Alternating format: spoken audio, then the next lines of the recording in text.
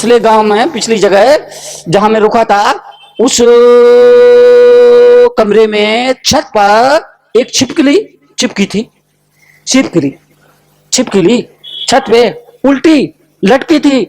मैंने छिपकली से पूछा, तुम लोग हमेशा ये छत पे उल्टी क्यों लटकी रहती हो? कभी फर्श में क्यों नहीं दिखती? फर्श पे आपको छिपकली नहीं दिखती? हमेशा छत पे उल्टी लटकी रहेगी। फर्श पे क्यों नहीं दिखती? कभी नीचे क्यों दिखाई नहीं देती? हमेशा फर्श पे उल्टी लटकी रहती, इसकी वजह क्या है? छिपकली ने ऐसी एक बात कह दी, मैं दंग रह गया। छिपकली ने कहा, महाराज इस छत को हमने संभाल रखा है, अगर मैं नीचे आ गई तो ये छत तुरंत। अब बताओ, वो छिपकली और कोई नहीं, इसी सभा में बैठी। कहो तो खड़ा करूं? खड़ू? अरे तुम ही तो हो छिपकली।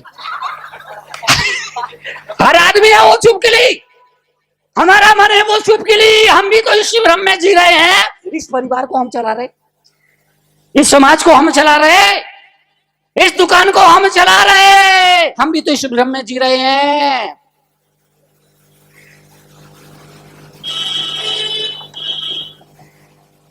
उधर से शर्मा जी का कुत्ता आ रहा था, इधर से वर्मा जी का कुत्ता जा रहा था। उधर से शर्मा जी का कुत्ता एक बैलगाड़ी के नीचे आ रहा था, इधर से वर्मा जी का कुत्ता जा रहा था। दोनों कुत्तों का आमना सामना हुआ तो वर्मा जी के कुत्ते ने शर्मा जी के कुत्ते से पूछा, भैया तुम गाड़ी के नीचे? शर्मा जी के कुत्ते ने कहा, अबे अंधे, तुमको कुछ समझता नहीं है क्या? बोले, भैया गाड़ी के नीचे क्यों? शर्मा जी के कुत्ते ने कहा, अब तुमको क्या समझाऊं मैं? अरे इस गाड़ी को मैं खींच रहा हूं। वर्मा जी के कुत्ते ने कहा, भैया इस गाड़ी को तो ये बैल खींच रहे। उसने कहा, तू मेरी बड़ाई नहीं कर सकता, तू जलता है मेरे से, तू जलता है मेरे से, मेरी बड़ाई नहीं कर सकता। इस बैलगाड़ी को ये बैल नहीं, मैं खींच रहा हूं। वर्मा जी के कुत्ते ने कहा, नहीं, अगर तुम रुक जाओगे तो ये बैलगाड़ी कोई रुकने वाली नहीं है। उसने कहा, देख लेना, अगर मैं रुक गया तो बैलगाड़ी रुक जाएगी। बोले, नहीं रुकेगी। शर्मा जी का कुत्ता रुका, संयोग से बैल भी रुक गए। वर्मा जी, शर्मा जी के कुत्ते ने कहा, देखा देखा, आप तेरा को समझ में आई? वर्मा जी के कुत्ते ने कहा, बड़ा मुश्किल अब इसको समझाना, पहले ये गलत धारणा में था, अब तो इसकी धारणा और दुष्ट हो गई। लेकिन वर्मा जी के कुत्ते ने कहा, एक दाव और खेलते हैं। उसने कहा, अच्छा अब तू चलेगा तो ये बैलगाड़ी चलने वाली नहीं है। शर्मा जी के कुत्ते ने कहा, देख मेरे को चुनौती मत दे, तेरी अक्ल बहुत ही कम है, इतने होने के बाद भी तेरे को समझ में नहीं आ रही। वर्मा जी के कुत्ते ने कहा, तू अगर चलेगा तो ये बैलगाड़ी चलने वाली नहीं है। शर्मा जी के कुत्ते ने कहा, चलेगी? बोले, नहीं चलेगी, चलेगी नहीं चलेगी, चलेगी। उसने कहा, चल। शर्मा जी का कुत्ता चला, संयोग से बैल भी चला। वो शर्मा जी का बैठा है, कहो तो खड़ा करूं? अरे हमारा मन ही वो कुत्ता है, बात समझना, हमारा मन ही वो कुत्ता है। इसलिए आचार्य कुंद ने कहा, ये कर्तापन की कर्तृत्व बुद्धि को तू छोड़, होता स्वयं जगत परिणाम, तू जग का करता क्या काम। तुम्हारे ना रहने के बाद भी इन बाजारों की रौनक में जरा भी फर्क नहीं आएगा। तुम्हारे ना रहने के बावजूद इन बाजारों की रौनक में जरा भी फर्क नहीं आने वाला। इसलिए इस कर्तृत्व बुद्धि को छोड़ दे कि मैं करने वाला हूं, मैं करने वाला हूं, मैं करने वाला हूं।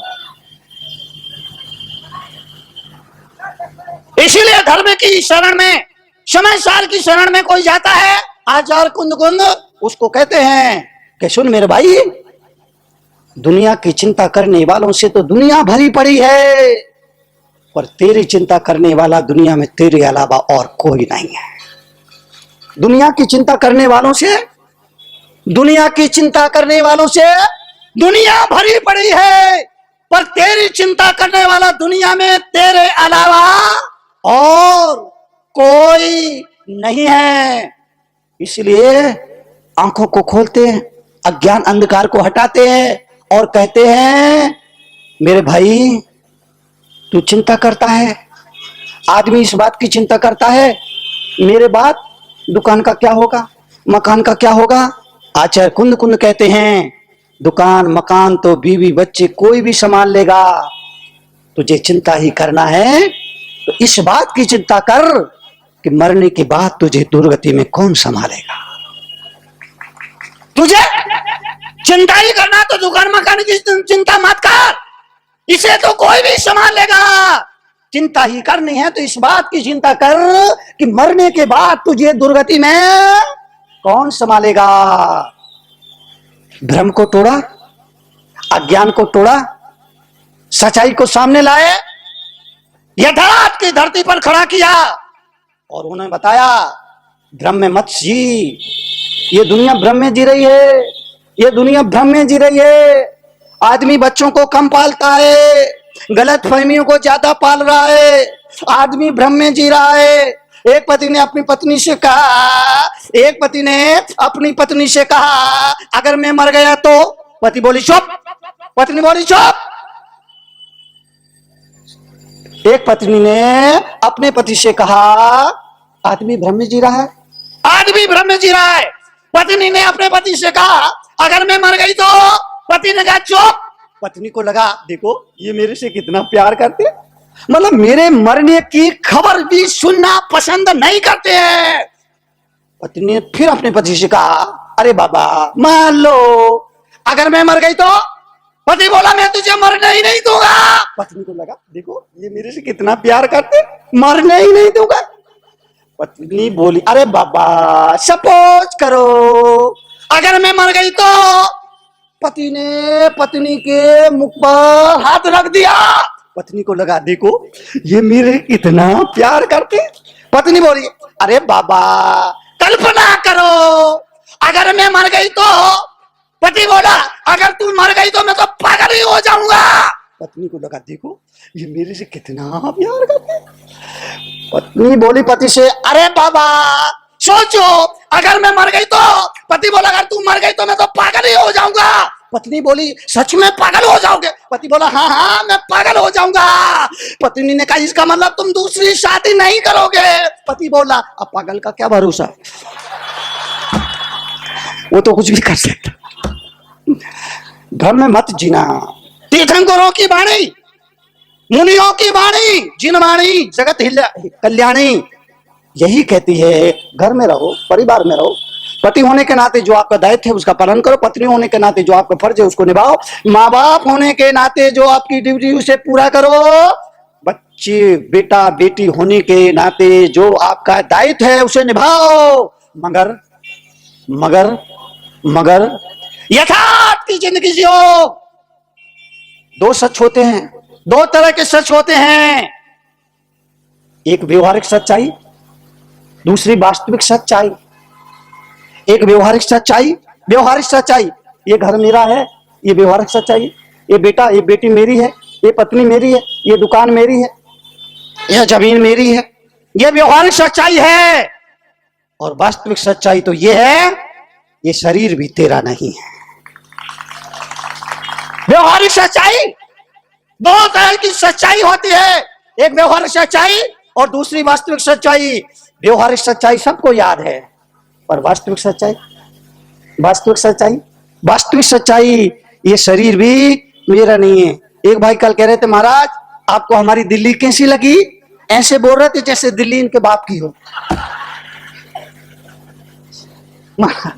आपको हमारी दिल्ली की, मैंने कहा भाई ये दिल्ली बिल्ली के चक्कर में क्यों पड़ता है तू, अरे ये शरीर भी तेरा नहीं है।